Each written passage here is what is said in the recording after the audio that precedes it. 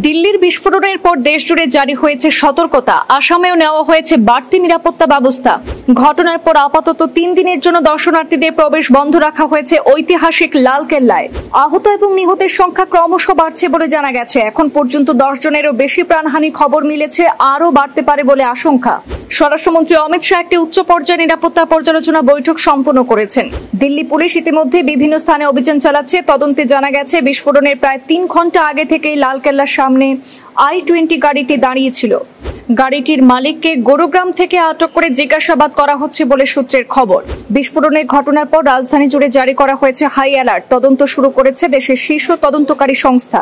উচ্চ সতর্কতার অংশ হিসাবে বিমানবন্দর, রেলওয়ে স্টেশন এবং বাস টার্মিনালে কড়া নজরদারি বজায় রয়েছে।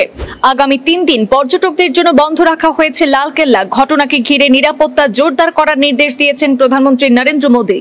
লালকেল্লা সংলগ্ন এলাকায় বিস্ফোরণের ঘটনা ইতিমধ্যে FIR দায়ের করা হয়েছে। স্বরাষ্ট্রমন্ত্রী অমিত শাহ আজ সকাল 11টায় একটি উচ্চ পর্যায়ের নিরাপত্তা বৈঠক করেছেন। সেই বৈঠকে উপস্থিত ছিলেন কেন্দ্রীয় স্বরাষ্ট্র সচিব গোবিন্দ মোহন, IB প্রধান তপন ডেকা, দিল্লি পুলিশ কমিশনার সতীশ গুলচা এবং NIA DG সদানন্দ বসন্ত দাতে সহ অন্যান্য শীর্ষ আধিকারিকরা।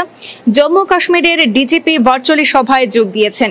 সেই বৈঠকে বিস্ফোরণের পরবর্তী পরিস্থিতি নিয়ে বিস্তারিত আলোচনা হয়। স্বরাষ্ট্রমন্ত্রী জানিয়েছেন যে দেশের শীর্ষ তদন্তকারী সংস্থা ঘটনাটি গভীরভাবে খতিয়ে দেখছে।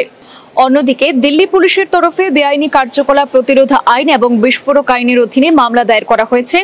রাজধানী এবং দেশের অন্যান্য রাজ্যে সতর্কতা জারি করা হয়েছে। আসামেও বাড়তি নিরাপত্তা নেওয়া হয়েছে।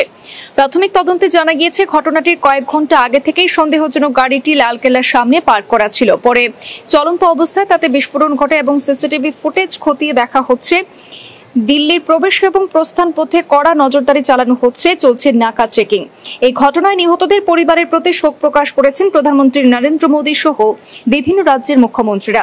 আহতদের দ্রুত আরোগ্য কামনা করেছেন প্রধানমন্ত্রী এবং তিনি এক স্যান্ডেলে পোস্টও করেছেন। ভুটান সফরে গিয়ে প্রধানমন্ত্রী বলেছেন যে এই ঘটনা দায়ীদের কেউ রেহাই পাবে না, তদন্তের মাধ্যমে সত্য উদ্ঘাটন করা হবে বলে মন্তব্য করেছেন দেশের প্রধানমন্ত্রী নরেন্দ্র মোদী।